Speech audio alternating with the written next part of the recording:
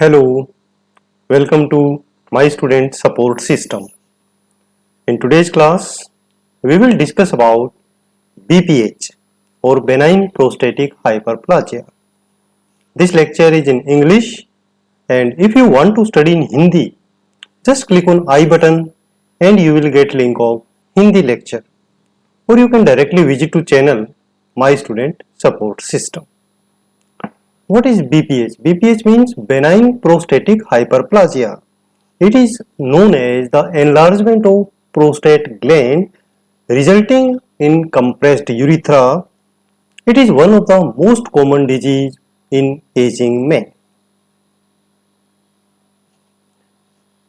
It can cause bothersome lower urinary tract symptoms that affects quality of life by interfering with normal daily activities and sleep patterns. Benign prostatic hyperplasia typically occur in men older than 40 years of age. By the time they reach 60 years, the 50% of men have BPH. It affects as many as 90% of men by 85 years of age. And it is benign, means it is not cancerous. Causative factors of BPH. The causes of BPH is not well understood, but testicular androgens have been blamed for this condition. Dihydrotestosterone or DHT, a metabolite of testosterone hormone, is a critical mediator of prostate glands growth or enlargement. Estrogens may also play a role in the cause of or causative factors of BPH. BPH generally occur when men have elevated estrogen levels and when prostate tissue become more sensitive to the estrogens and less responsive to DHT. Risk factors for the development of BPH includes smoking, heavy alcohol consumption, obesity, reduced activity level, hypertension, heart diseases, diabetes, and a diet high in animal fat and protein and refined carbohydrates, low fiber diets, etc. So these are the causative factors or which increase the risk of BPH. How you will know that the client may have BPH means what are the signs and symptoms? BPH may be asymptomatic for a long time. If symptom occurs, they may range from mild to severe. Symptoms may include increased urinary frequency, urgency in urination, nocturia means more frequent urination at night or during night, and hesitancy in starting the urination. Apart from this, the sensation of incomplete bladder emptying after urination, client may feel that urine is still there, abdominal straining during urination, decrease in the volume and force of urinary stream during urination, and dribbling. Dribbling means urine dribbles out drop by drop even after urination. Acute urinary retention may occur, means more than 60 ml urine remaining in the bladder after urination.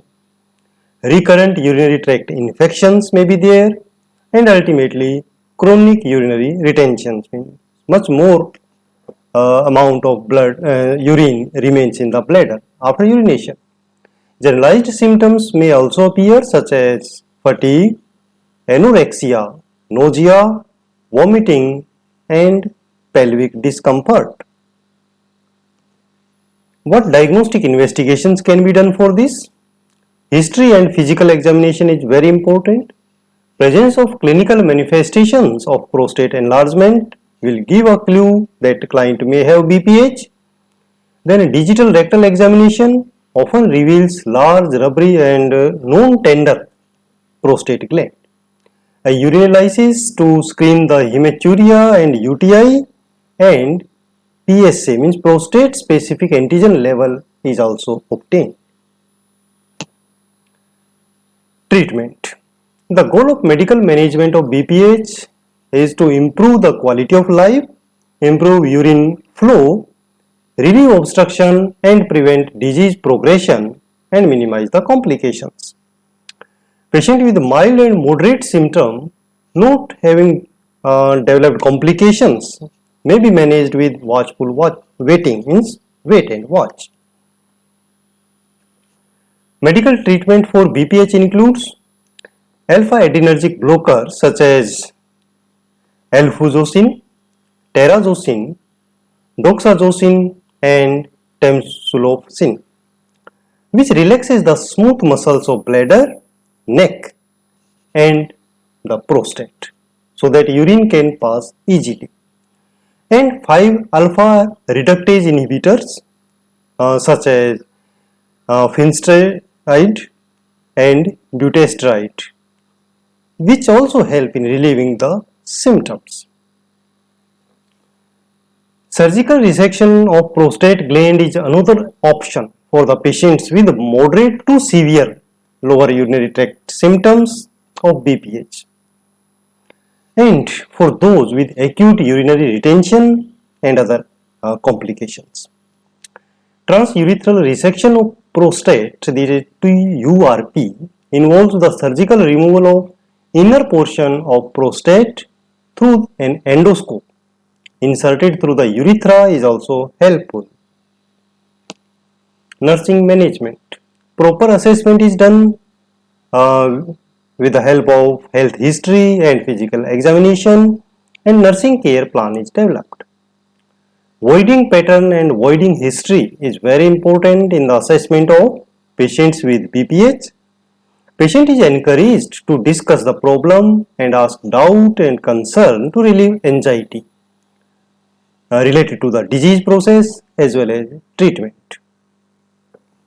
Patient is explained about the treatment strategy and effects and side effects of the medications. Prescribed medications are given on time to increase the flow of urine and reduce discomfort. The patient is continuously monitored for signs of complete obstruction and bladder distension. Patient may undergo TURP or TUIP or sometime for surgery, so the patient should be prepared accordingly and provide post procedure as well as post operative, if operation is done, care. Patient is monitored for signs of infection at surgical site and surgical site is maintained in aseptic way. Health education is provided regarding continuation of medication and follow-up during discharge plan.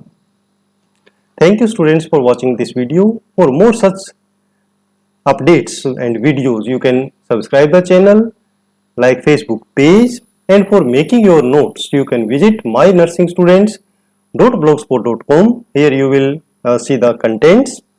You can follow me on Twitter, Instagram, and join Facebook group Nursing Notes. Thank you. Have a nice day.